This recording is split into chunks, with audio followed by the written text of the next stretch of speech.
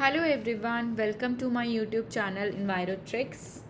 मैं हूं डॉक्टर सविता कलशन और मैं आपके साथ लेकर आई हूं part 3 video of PYQ session.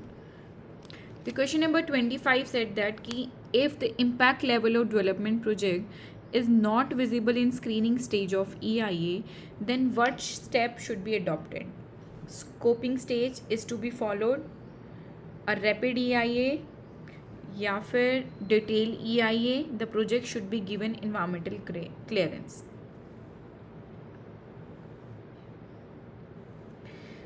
जो शॉर्ट प्रोजेक्ट्स होते हैं, जो स्मॉल प्रोजेक्ट्स होते हैं, जो वन सीजन प्रोजेक्ट होते हैं, तो उन प्रोजेक्ट्स के लिए हम क्या करते हैं, रैपिड EIA करते हैं। जो छोटे प्रोजेक्ट्स होते हैं उनके लिए हम क्या करते हैं, रैपिड EIA करते हैं। ठीक है, तो option number B will be the correct answer. ठीक है, देन इसके बाद question number 27, one way ANOVA, chi square test और जेड टेस्ट, टी टेस्ट, ये सारे टेस्ट जो हैं वो किस चीज़ के लिए हम यूज़ करते हैं। वन वे एनोवा जो है हम यूज़ करते हैं, मोर देन 2 सैम्पल अगर होंगे तो हम क्या यूज़ करेंगे, one way ANOVA. Chi square की अगर मैं बात करूँ, it is the goodness of fit test. ठीक है, कीवर्ड क्या है इसका, goodness of fit test. Z test की अगर मैं बात करूँ तो ये किसके लिए करते हैं हम, two large size sample. 2 large size sample अगर जब भी कभी यूज़ होंगे तो it's mean that we are using the Z test. T test की बात करूँ, it is the test of significance between 2 small size sample. Small size sample की अगर मैं बात करूँगी, 2 स्मॉल साइज सैम्पल की अगर बात करूँगी तो that is related to T test. और लार्ज साइज सैम्पल की बात करेंगे तो Z test. Goodness of fit test chi square, ANOVA is the test of significance of 2 sample mean. Okay, then the next question is, which of the following compound in dirty dozen list of persistent organic pollutants are formed as a byproduct of other compound and not released directly in the environment? ठीक है, POP pollutants कौन से होते हैं, ठीक है, वो directly environment में रिलीज होते हैं, नहीं होते हैं। ठीक है, तो इन सब चीज़ों के बारे में जानेंगे। तो कौन से होते हैं POP pollutants? Persistent organic pollutants को क्या बोला, ऑर्गेनिक पोल्यूटेंट जो होते हैं वो बायो एक्यूमुलेट हो जाते हैं फूड चेन में। ठीक है, travel long distance in air and water and they can pose serious health effect on human and ecosystem. ठीक है, तो डर्टी डजन की लिस्ट में जो है टोटल 12 पोल्यूटेंट्स हैं। ठीक है, और इसका लीगल फ्रेम किस लीगल फ्रेम वर्क के अकॉर्डिंगली जो है ये इंट्रोड्यूस किया गया था, स्टॉकहोल्म कन्वेंशन POP 2001 के अकॉर्डिंगली। ठीक है, इंडिया में ये कब आया, इंडिया ने कब रेटिफाई किया था इसको, 2006 में। ठीक है, तो टोटल 12 पॉल्यूटेंट्स होते हैं डर्टी डजन्स में की लिस्ट में, और स्टॉकहोल्म कन्वेंशन 2001 के अकॉर्डिंगली जो है इसको इंट्रोड्यूस किया गया था, रेटिफाई हुआ था ये, एंटर इन फोर्स हुआ था 2004 में, और इंडिया ने इसे अडॉप्ट किया था 2006 में। तो मैं मेजर पोल्यूटेंट्स की अगर मैं बात करूं तो पेस्टिसाइड्स, टोटल 9 पेस्टिसाइड जो हैं वो कंसिडर किए जाते हैं।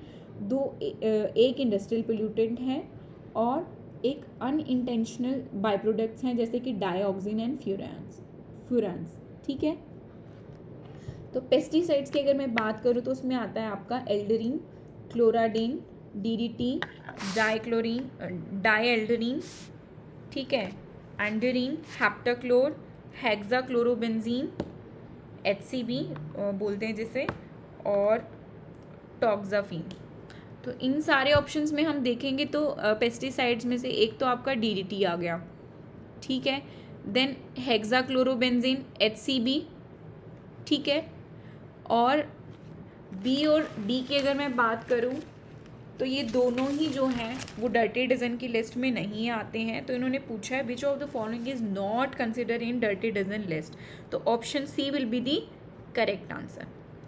ठीक है, देन नेक्स्ट क्वेश्चन की साइड मूव करते हैं। Question number 29, during the remote sensing of vegetation cover, the spectral reflection of vegetation cover electromagnetic radiation spectrum depend upon, electromagnetic spectrum radiation जो है वो किस पे डिपेंड करता है, जब हम स्पेक्ट्रल रिफ्लेक्शन के दौरान, तो वो होगा आपका, एक तो पिगमेंटेशन पे डिपेंड करेगा, ठीक है, मॉइस्चर पे भी करेगा और स्ट्रक्चर ऑफ लीफ पे भी करेगा। तो करेक्ट आंसर क्या होगा? ऑल ऑफ दीज, तीनों पे डिपेंड करेगा।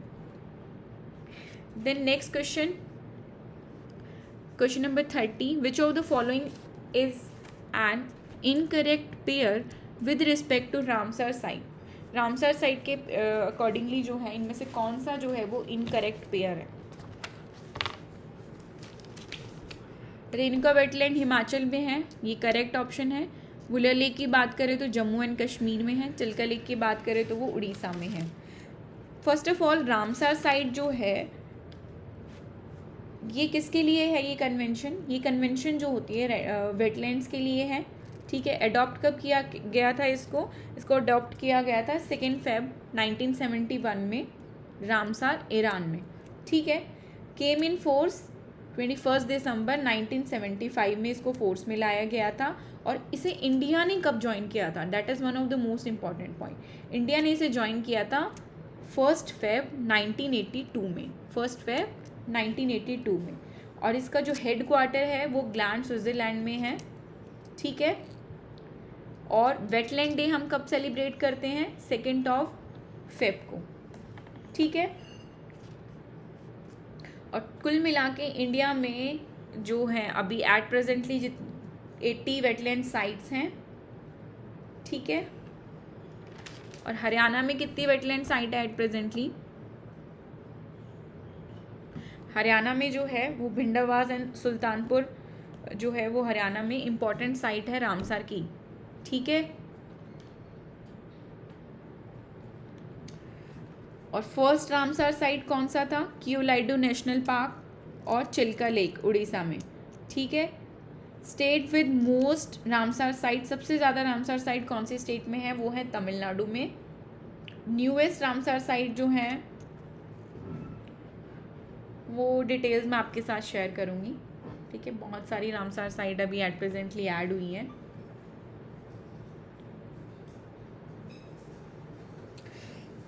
और नेशनल अथॉरिटी क्या है इंडिया में जो इसको मेंटेन करता है? Ministry of environment, forest and climate change.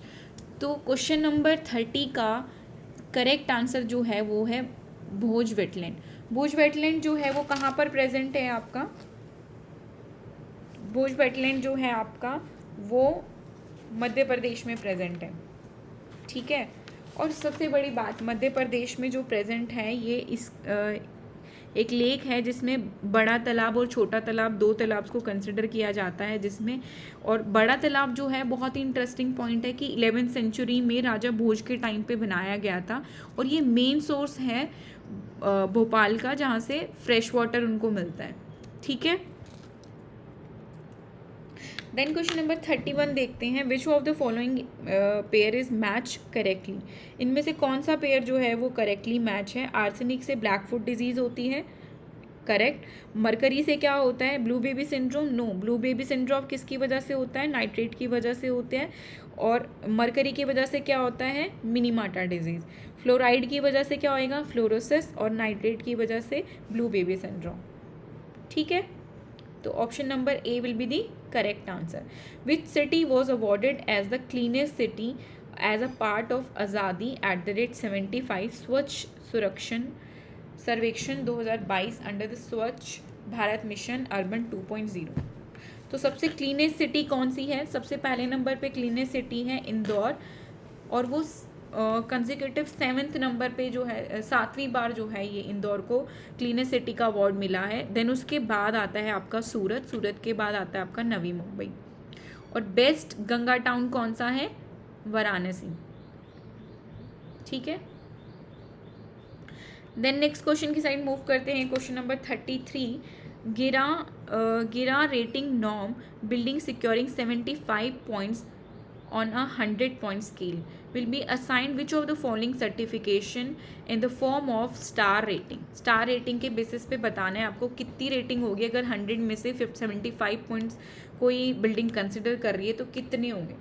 तो अगर मैं गिरा रेटिंग बेसिस की मैं बात करूँ तो ये किसने लॉन्च किया था? टीरी ने लॉन्च किया था। TRI the energy and resource institute है। और इसको अडॉप्ट किसने किया था? Ministry of new renewable energy, ठीक है, ministry of new renewable energy launch introduce करा गया था 2007 में, ठीक है। और गोल क्या है हमारा? एनर्जी एफिशिएंट, रिसोर्स एफिशिएंट और इको फ्रेंडली बिल्डिंग्स को डिज़ाइन करना। और अगर मैं बात करती हूँ 85 से 100 पॉइंट के बीच में अगर रेटिंग मिलती है तो वो क्या होगा? 5 स्टार। 70 से 84 के बीच में होगा तो 4 star. 55 to 69 that is 3 star. 50 to 54 that is 2 star. 45 to 49 जो होगा वो आपका 1 स्टार। बिलो 45 जो रहता है वो आपका नॉन सर्टिफाइड। तो क्वेश्चन में क्या पूछा है? 75 पॉइंट की बात की है, तो ये कहाँ फॉल कर रहा है? 70 to 84 वाले स्केल पे। तो कितने स्टार मिलेंगे? 4 स्टार मिलेंगे इस बिल्डिंग को, ठीक है, करेक्ट है। और ये SDG गोल के गोल नंबर 11 को प्रमोट करता है सस्टेनेबल सिटीज़ के तहत, ठीक है। देन नेक्स्ट क्वेश्चन देखते हैं, what is the CFC number of hydrofluorocarbon CF2, CL, CF and CL2। तो इसका बहुत ही बेसिक फॉर्मूला है CFC ब्रैकेट में ABC। तो A स्टैंड्स फॉर कार्बन, जितने भी कार्बन होंगे उसको -1 करेंगे। B stands for hydrogen, hydrogen जितने भी होंगे +1 होगा हाइड्रोजन में, और फ्लोराइड जितना भी नंबर होगा एज इट इज़ हम लिखेंगे। तो यहाँ पर अगर हम देखें तो कार्बन कितने हैं? नंबर ऑफ कार्बन कितने हैं? 2 हैं, ठीक है। तो 2 - 1 इज इक्वल्स टू 1। हाइड्रोजन की बात करूँ तो 0 हाइड्रोजन है, लेकिन 0 + 1 1। देन फ्लोराइड की बात करूँ तो फ्लोराइड कितने हैं आपके? 3। तो फॉर्मूला क्या बना है यहाँ पे? CFC ABC था ना, तो CFC A कितना हुआ आपका? 2 - 1 1, देन 1 और 3। तो यहाँ पे फॉर्मूला क्या है? CFC 113। Option number C will be the correct answer. Then next question देखेंगे, match of the following and choose the correct combination from option given below. Chipko movement कौन लेकर आया था? चिपको मूवमेंट स्टार्ट किया था सुंदरलाल भगुना के द्वारा। A का होगा 3।